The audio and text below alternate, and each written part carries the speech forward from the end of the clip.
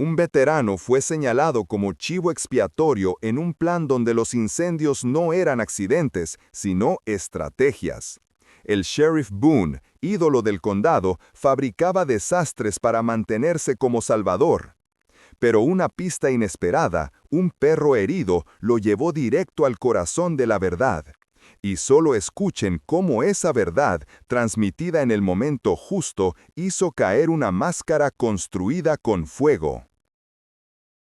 El cielo comenzaba a cerrarse sobre la ladera oriental del Mount Hood cuando Daniel Harper detuvo su camioneta. El motor siguió rugiendo por unos segundos antes de apagarse, como si dudara en dejarlo solo.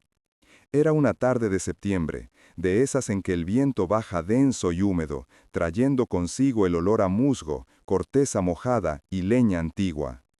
El silencio se apoderaba lentamente del bosque, solo interrumpido por la llovizna, que tamborileaba en el parabrisas como una advertencia velada.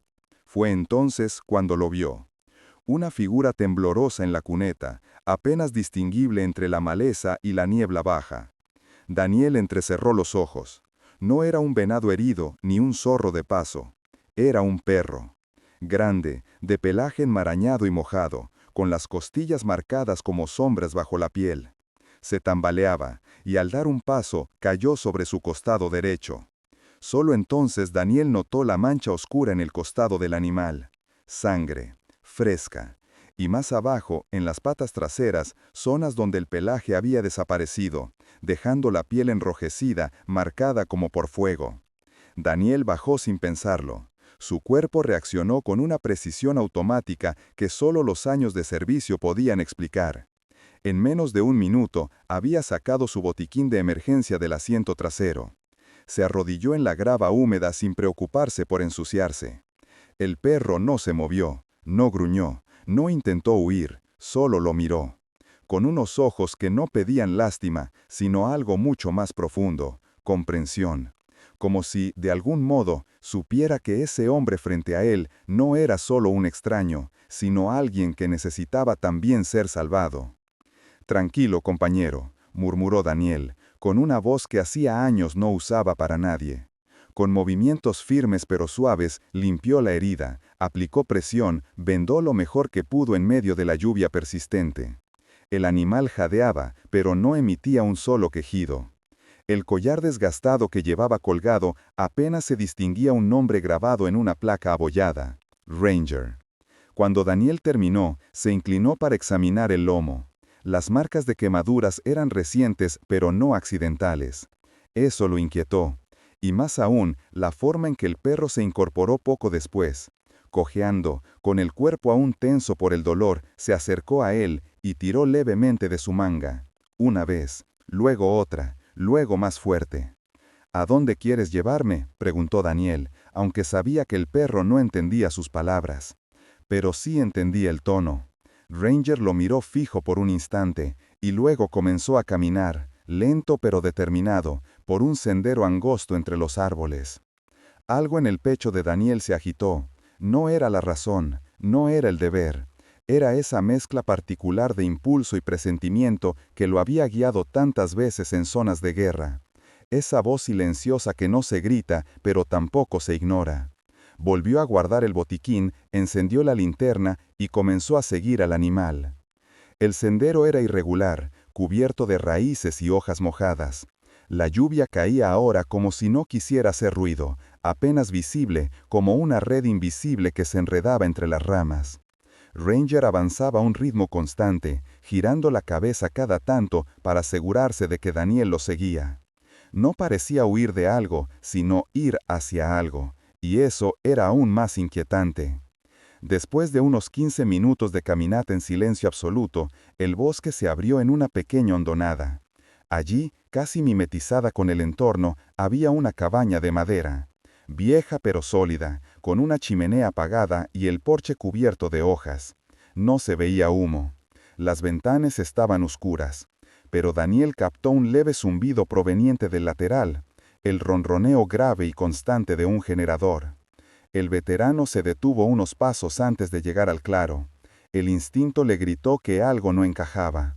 Las ramas rotas en la entrada, El olor sutil a gasolina mezclado con humedad, las pisadas recientes en el lodo, no eran señales comunes de una cabaña vacía. Ranger gimió por primera vez. Un sonido bajo, contenido. Sus ojos estaban fijos en la puerta, no con miedo, sino con una mezcla de urgencia y tensión que hizo que la piel de Daniel se erizara. Era la misma mirada que había visto en soldados cuando señalaban una casa que ocultaba algo o alguien. Daniel tragó saliva. Sentía cómo la adrenalina comenzaba a circularle por las venas, esa claridad extrema que precedía al caos. Subió lentamente los escalones del porche. La madera crujió bajo su peso. Se acercó a la puerta, extendió la mano y probó la manija. No estaba cerrada. Con un último vistazo a Ranger, que se había sentado junto al primer escalón como un centinela herido, Daniel empujó la puerta y entró. La oscuridad en el interior no era completa, pero sí espesa, como si el aire mismo retuviera la luz. El olor a encierro, metal caliente y algo más indefinible, plástico quemado, aceite viejo, lo recibió al instante. A su alrededor, la silueta de muebles cubiertos, herramientas colgadas, papeles apilados. Ningún ruido, ninguna voz, solo ese zumbido constante del generador y la creciente sospecha de que había entrado en un lugar que no debía encontrar, pero ya estaba allí. Y algo en lo más hondo de su conciencia le decía que la verdadera herida no era la de Ranger, era lo que estaba por descubrir. El interior de la cabaña no ofrecía refugio. Al contrario, el aire denso lo golpeó como una oleada de advertencias invisibles. Olía a desinfectante barato, como el de los viejos hospitales de campaña, mezclado con ese inconfundible aroma a gasolina mal tapada, y el fondo ineludible de madera húmeda, saturada por años de silencio y sombra. Daniel cerró la puerta con lentitud. No por discreción, sino por algo instintivo. Cada músculo le pedía cautela. Encendió su linterna y barrió con la luz los rincones. Lo que encontró no era lo que esperaba de una cabaña de montaña. En las esquinas del techo, pequeñas cámaras de vigilancia con luces rojas parpadeantes vigilaban el interior como ojos sin párpados. En una mesa al fondo, ordenadas con precisión inquietante, había herramientas industriales, sierras, alicates, soldadores de gas. Junto a ellas, bidones etiquetados con rotulador negro, disolvente, combustible, aceite térmico. Y al lado, un conjunto de mapas topográficos extendidos y asegurados con tachorelas cubiertos de marcas en rojo. Daniel se acercó, sintiendo cómo algo dentro de él comenzaba a cerrarse. No era miedo aún, pero sí una inquietud muy cercana. Los mapas eran de la región, Mount Hood, los bosques nacionales, varias pequeñas comunidades rurales. Lo extraño era que los círculos rojos no rodeaban zonas habitadas o vulnerables, sino áreas estratégicas donde confluían caminos forestales, vientos dominantes y líneas eléctricas. Y las flechas que acompañaban cada círculo no eran de evacuación, eran de propagación. Todo apuntaba no a la prevención de incendios, sino a su creación, como si alguien estuviera planeando no responder a un fuego, sino provocarlo. Daniel se irguió lentamente. Algo crujió bajo su bota, una gota seca de sangre. Miró hacia el suelo. Ranger había dejado un rastro, mínimo, irregular, que conducía hacia un armario metálico empotrado en la pared lateral. El perro, echado junto a la entrada, observaba en silencio, con los ojos clavados en el armario, como si supiera lo que había dentro. Daniel lo abrió. El interior contenía un archivador colgado con etiquetas de nombres. Al pasar los dedos por las letras, reconoció algunos apellidos de la zona. Pero uno en particular hizo que el aire se detuviera en sus pulmones. Harper, Daniel. Sacó el folder con manos que temblaban levemente. Lo que encontró en su interior fue como verse en un espejo roto. Fotografías de él durante el servicio, vestido con uniforme de combate, atendiendo a heridos, incluso una imagen en blanco y negro donde cargaba a un niño afgano. Más abajo, recortes de periódicos sobre su regreso a Oregon, entrevistas donde hablaba de reconstrucción y vida tranquila. Y luego, las páginas más íntimas, copias de su historial clínico del VIA, el hospital para veteranos, anotaciones de sus sesiones de terapia, subrayadas con marcador amarillo, sueños recurrentes, hipervigilancia, tendencias al aislamiento. Pero lo peor no era la recopilación, era la anotación final, escrita a mano con tinta negra y letra firme en la última hoja. Narrativa creíble si se necesita chivo expiatorio. El estómago de Daniel se tensó como si le hubieran vaciado hielo por dentro. Lo que tenía en las manos no era solo una carpeta, era una preconstrucción, un plan, una historia alternativa ya escrita en la que él no era rescatador, sino culpable.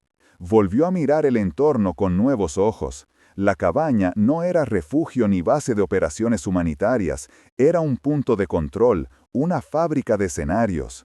Ranger gimió una vez más profundo esta vez, y dirigió su mirada hacia el suelo. Daniel lo siguió con la linterna. Bajo una alfombra deshilachada en el rincón había algo más que polvo, una trampilla.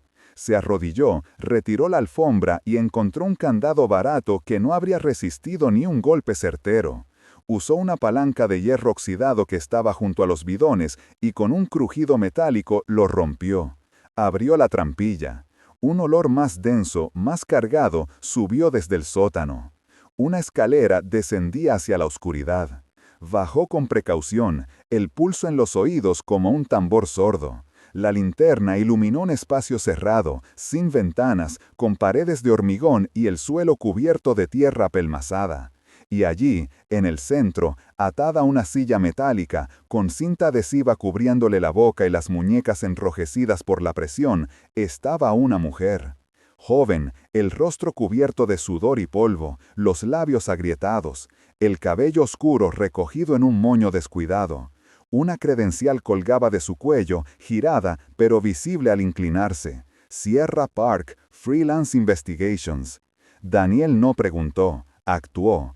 Cortó con cuidado las ataduras de las manos, luego la cinta de la boca. La joven tosió al instante, una tos seca, dolorosa, que parecía salir desde lo más profundo del pecho. Tardó unos segundos en poder hablar. Cuando lo hizo, fue con un hilo de voz. Bone, el sheriff, me siguió cuando me acerqué demasiado. Disparó a Ranger. Iba a movernos al amanecer. Cada palabra era como un puñetazo sordo. El nombre lo congeló. Travis Bone, sheriff del condado, rostro sonriente en las pantallas electorales, voz habitual en radios locales hablando de prevención, unidad, control del fuego, héroe regional, figura intocable. Todo lo que Daniel había visto en esa cabaña, los mapas, los combustibles, los informes manipulados, adquirió una nueva dimensión. Ya no era una sospecha, era una verdad brutal. Si Bone era dueño de esta cabaña, entonces cada círculo rojo en esos mapas no era una advertencia, era una firma. La pizarra con rutas y fechas no era una herramienta de emergencia, era una confesión escrita con tiza. El corazón de Daniel latía con fuerza, pero su mente se había enfriado. Era la misma claridad que lo había sostenido en los momentos más críticos, la que le decía qué hacer cuando todos los demás se paralizaban. Sierra lo miró con los ojos húmedos y encendidos. No había miedo en ellos, sino rabia contenida. Y algo más, la esperanza de que aún no todo estuviera perdido. «Tenemos que salir», dijo ella, intentando levantarse. Daniel asintió, pero antes de subir, lanzó una mirada al archivo en sus manos. No lo soltó. Si querían borrar su historia, tendrían que reescribirla de nuevo. El choque inicial, ese mazazo en seco que te hace dudar si lo que ves es real, se disipó en segundos, dando paso a una emoción más antigua, más visceral. Una especie de calor que no venía de la sangre, sino de la memoria. La ira, sí, pero no descontrolada. Era la furia contenida del que ha sido testigo demasiadas veces de cómo el mal se disfraza de orden. Daniel conocía esa sensación. Sabía lo que venía después. Claridad. Subió del sótano junto a Sierra, que aún cojeaba levemente por la rigidez en las piernas. Le pasó una botella de agua mientras curaba con cuidado sus muñecas, marcadas con hendiduras rojizas y polvo seco. Ella no se quejaba, solo respiraba hondo, como si cada exhalación fuera una decisión. En el centro de la sala, bajo la tenue luz de la linterna, ambos miraron los elementos desperdigados sobre la mesa. Mapas con líneas marcadas con regla, nombres subrayados, hojas de cálculo con cifras imposibles para una oficina rural. Los bidones de combustible, apilados con precisión militar. Las cajas con mechas enrulladas como serpientes dormidas. Y una pequeña caja metálica con encendedores eléctricos, cada uno numerado y empaquetado. Era como un catálogo de incendios, una colección de crímenes organizada por capítulos. Hace meses que lo sigo, dijo Sierra con voz raspada pero firme, mientras sostenía el portátil contra su pecho como si fuera un escudo. Boone empezó con desvíos pequeños, fondos públicos que desaparecían bajo informes de gastos operativos inflados, contratos adjudicados sin licitación, empresas fantasmas, lo típico. Daniel no interrumpió, solo la escuchaba, con la mandíbula tensa y la mirada clavada en la pizarra donde las fechas coincidían con incendios pasados. Pero luego, continuó ella, tragando saliva, las emergencias comenzaron a multiplicarse, incendios en puntos improbables, evacuaciones que llegaban tarde, justo cuando los medios llegaban primero. Su imagen pública subía con cada desastre, más presupuesto, más poder, más contratos. Apuntó con el dedo tembloroso a una carpeta más gruesa que las demás. Yo creí que era ambición, pero luego encontré esto, carpetas con nombres de posibles culpables útiles, personas con antecedentes, veteranos sin hogar, gente frágil, emocionalmente inestable, todos con perfiles que podían encajar como sospechosos, gente que el sistema no defendería. Daniel bajó la mirada. En ese instante, no fue el veterano el que reaccionó, fue el hombre. El civil que volvía a sentirse en el punto de mira sin haber disparado una sola bala. Tú estabas en esa lista, agregó Sierra, sin suavizar el golpe, con nombre completo, historial médico y psicológico, hasta tus entrevistas con el terapeuta estaban aquí, marcadas. Era claro, si algo salía mal, tú eras el nombre que llenarían en los informes. Las palabras cayeron como piedras dentro del pecho de Daniel. Él había visto a muchos justificar lo injustificable, había convivido con hombres que creían que el fin redime los medios. Pero esto era distinto. No era un error moral, era un sistema frío, planificado, que se alimentaba del dolor de otros para sostener una imagen de héroe público. Boone no solo manipulaba incendios, fabricaba víctimas. El sonido de un motor a lo lejos rompió el momento. Ambos se congelaron. Un par de faros atravesó los árboles, rasgando la oscuridad con líneas blancas. El ruido del motor se apagó justo al llegar al sendero.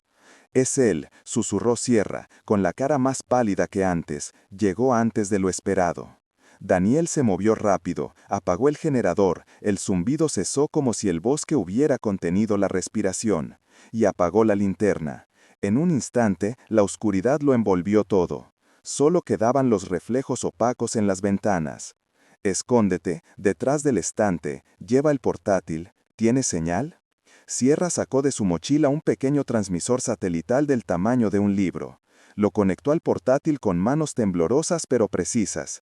Era su seguro, su última carta. En cuanto tuviera confirmación de señal, enviaría todos los archivos recopilados a múltiples destinos previamente configurados, un editor de Portland, un fiscal de distrito, un blog de denuncias con miles de seguidores. Mientras tanto, Daniel tomó posición. No había armas en la cabaña, solo herramientas, pero conocía la ventaja de moverse en las sombras. Lo había hecho muchas veces, en lugares donde cada paso podía ser el último. La puerta principal se abrió de golpe, chocando contra la pared con un estruendo que sacudió el polvo del techo. Un hombre entró. Travis Boone. Impermeable oscuro, botas mojadas, linterna en una mano, pistola en la otra. Caminaba con la calma de quien se sabe dueño de la situación. Cada paso era seguro, cada mirada medida. Ranger, dijo, al ver al perro en el suelo. Malo perro. Su voz no tenía rabia, solo fastidio, como quien encuentra una herramienta fuera de lugar. Dirigió la linterna hacia el suelo. Vio el rastro de sangre, la alfombra corrida, el armario abierto. «Sabes», murmuró casi para sí mismo, «deberías haber muerto en el primer intento». Lo dijo sin elevar el tono, sin emoción, con esa frialdad que hiela más que cualquier grito. La linterna comenzó a bajar hacia la trampilla. Daniel, desde un ángulo ciego, lo observaba. Sentía cómo su corazón golpeaba contra el esternón, no por miedo, sino por algo más fuerte, la necesidad de proteger. Ya no era cuestión de justicia, era algo más cercano, más íntimo. La vida de Sierra, la de Ranger, incluso la suya, pendían de la decisión que tomara en los próximos segundos. El cuerpo de Boone se tensó, bajando un pie en el primer escalón. Daniel recordó las casas de adobe en Kandahar, los instantes infinitos antes de entrar en una habitación sospechosa, el arte de esperar el momento exacto. Ranger, tumbado en el suelo, emitió un gruño, ronco. No era amenaza, era promesa, como si el animal también entendiera lo que estaba por ocurrir. Daniel se movió en silencio, buscando el ángulo exacto, el momento preciso. El aire estaba cargado, la tensión a punto de quebrarse. El guión que Boone creía controlar estaba a punto de resquebrajarse. Pero aún no, aún no. El siguiente movimiento lo decidiría todo.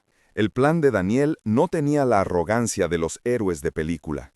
No buscaba redención ni gloria. Era clínico, eficiente, ejecutado con la precisión que da la experiencia y la urgencia de proteger. Mientras Boone descendía los primeros peldaños de la trampilla, con la linterna apuntando al oscuro sótano donde, creía, aún estaba su rehén, Daniel calculó el ángulo y la distancia. No necesitaba derribarlo, solo desviar su atención por una fracción de segundo, suficiente para romper el equilibrio de poder. Tomó una llave inglesa del suelo, pesada, fría, metálica, y la arrojó con fuerza contra la pared opuesta. El sonido metálico retumbó como un trueno contenido en aquel silencio sofocado.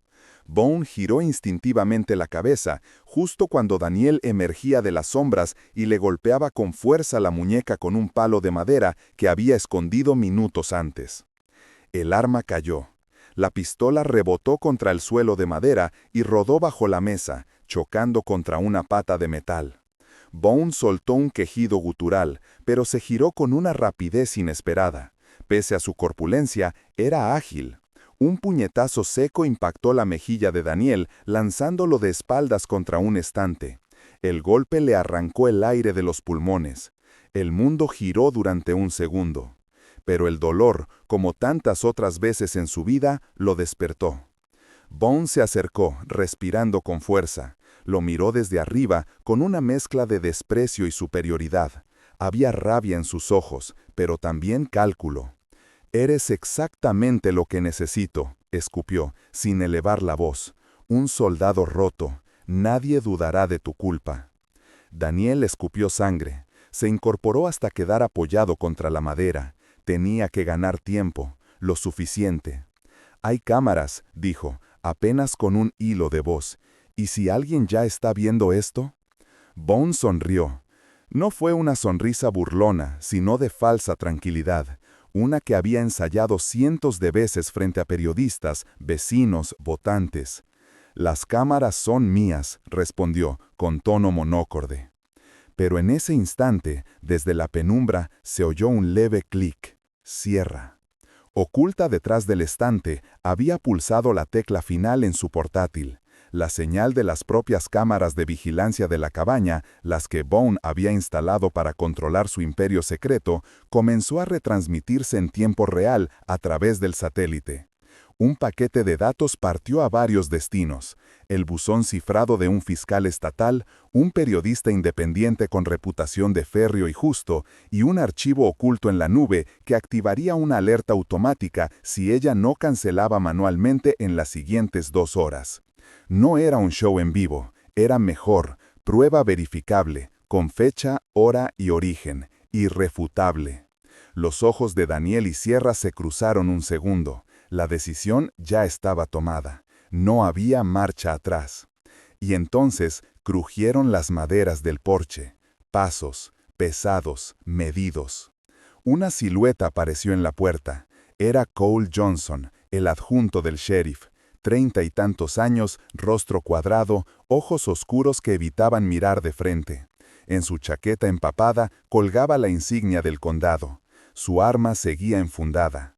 Entró con lentitud, como quien no sabe si está cruzando un umbral o una línea de no retorno.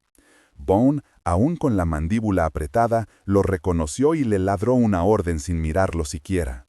«Cierra la puerta y trae la cuerda». Pero Cole no se movió. Miraba a Daniel, aún en el suelo, a Ranger tumbado al lado con el pelaje manchado de sangre seca y a Sierra, medio escondida, con el portátil brillando en su regazo. La escena era clara, demasiado clara. Su respiración era corta, irregular, como alguien que está a punto de saltar o de confesar. Bone se giró hacia él, incrédulo, pero no alcanzó a decir palabra. Sierra se levantó del escondite. El rostro le temblaba, pero no de miedo. Sostenía el portátil como un testigo silencioso. «Ya no somos solo nosotros», dijo, con voz firme. «Tus archivos, tus presupuestos, tus mapas, ya están en manos de quienes no puedes silenciar». Bone se lanzó hacia ella. En un movimiento desesperado, cruzó la sala como una sombra pesada. Pero no llegó. Ranger, en un salto que desafió su herida y su agotamiento, se interpuso entre ambos. Se aferró al antebrazo del sheriff con una fuerza instintiva, con el gruñido seco de quien ya no teme. Bone gritó, intentó sacudírselo, pero ya era tarde. Daniel aprovechó la apertura. Se abalanzó sobre él, lo sujetó por la espalda y lo derribó contra el suelo con un golpe seco. Ambos cayeron entre muebles y papeles. Bone forcejeó, empujó y logró zafarse un instante. Alcanzó un cuchillo de hoja corta que colgaba del cinturón. Daniel reaccionó sin pensar, le sujetó la muñeca, girándola con una precisión que solo dan años de entrenamiento. Se oyó un chasquido, el cuchillo cayó. Ambos jadeaban. El sheriff, con el rostro sudado y los ojos encendidos, dejó escapar una carcajada breve, casi desquiciada. «¿Qué crees que verán?», dijo con voz rota. «Un veterano violento atacando a su sheriff. Fácil de explicar, nadie preguntará más». Y ahí, el guión que Bone creía perfecto, se quebró. Cole dio un paso al frente. Su voz fue baja, pero firme. «Yo lo vi todo», dijo, mirando directo a Daniel. «Y estoy cansado». El silencio fue absoluto. Cole sacó su radio. Marcó un canal que Bone no usaba, uno reservado para emergencias estatales, no locales. «Código 1033», dijo, con voz clara. «Oficial solicita asistencia inmediata. Posible evidencia de incendio intencional en curso. Envíen unidad externa. Repito, externa».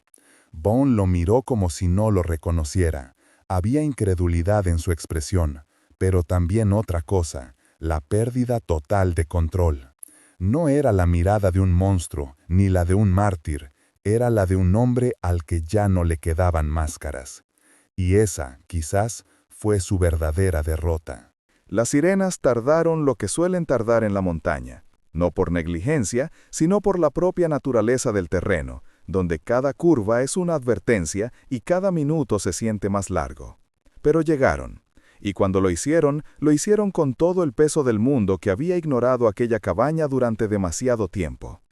Primero se escucharon los motores en la lejanía. Luego, los destellos azules y rojos iluminaron el follaje húmedo. Finalmente, los agentes estatales descendieron de sus vehículos con armas largas, movimientos entrenados y rostros sin expresión. No era un operativo cualquiera. Alguien, quizás el fiscal, quizás la cadena de mensajes de Sierra, había hecho que tomaran en serio cada palabra enviada desde aquel lugar escondido entre los árboles. Cole Johnson fue el primero en levantar las manos, no por miedo, sino por claridad. Quería que lo vieran tal como era, un hombre que al final había decidido hablar. Uno que entendió, quizás tarde pero a tiempo, que el silencio también es una forma de complicidad. Y esa noche había decidido romperlo. Sierra salió de la penumbra con el portátil aún encendido. Con una calma que no tenía nada que ver con la ausencia de miedo, entregó el equipo, el transmisor satelital y una carpeta de respaldo físico con copias impresas. Era su escudo y su espada. No necesitó convencer a nadie con palabras. Los datos hablaban por sí solos. Daniel, en cambio, no dijo nada. Sentado junto a Ranger, presionaba con suavidad una venda improvisada contra la nueva herida del perro.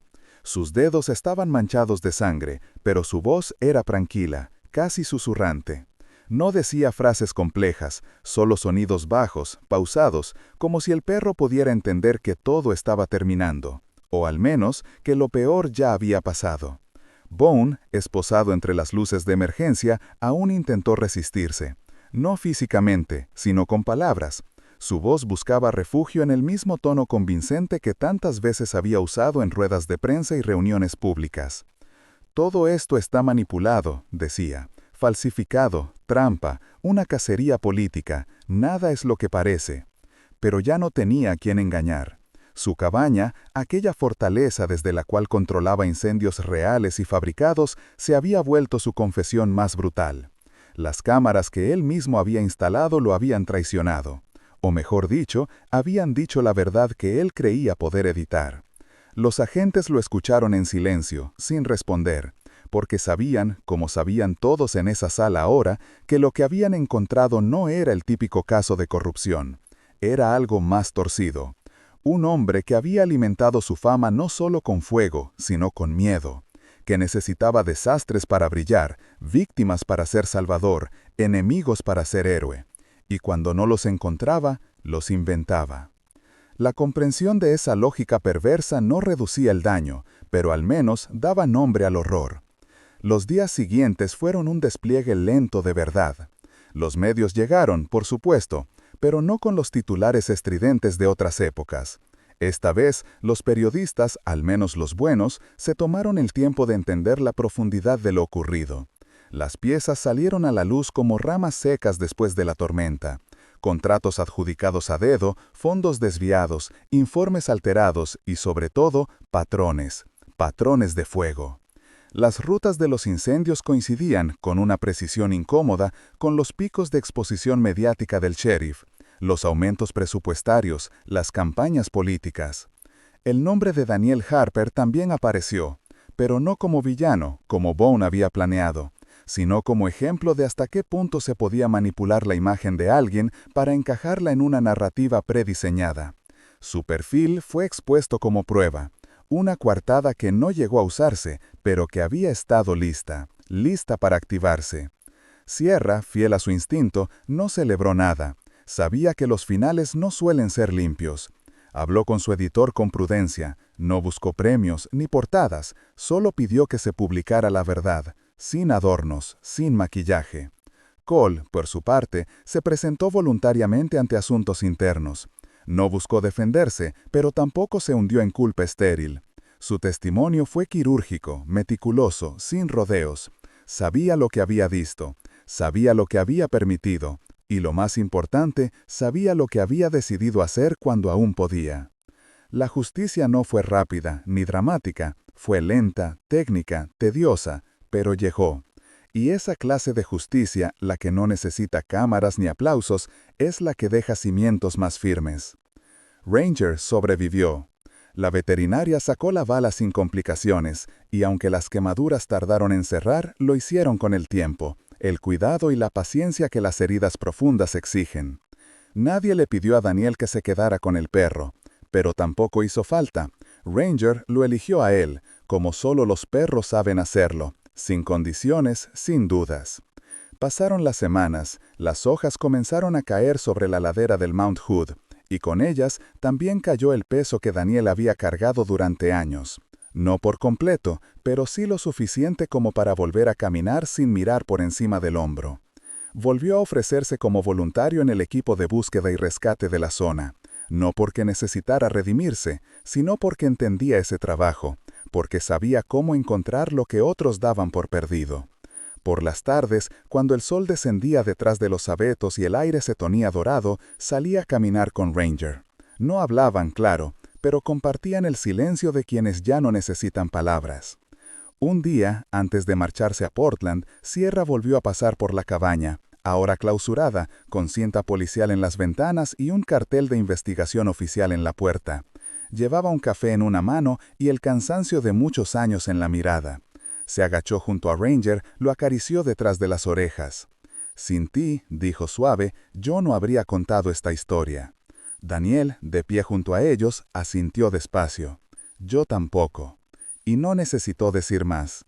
A veces, cuando el crepúsculo se alarga y el silencio parece pesar más que el viento, Daniel vuelve a pensar en la pizarra que encontró aquella noche, en las flechas, en los nombres marcados, en los círculos rojos, en cómo alguien pudo convertir el mapa de su tierra en un tablero de destrucción.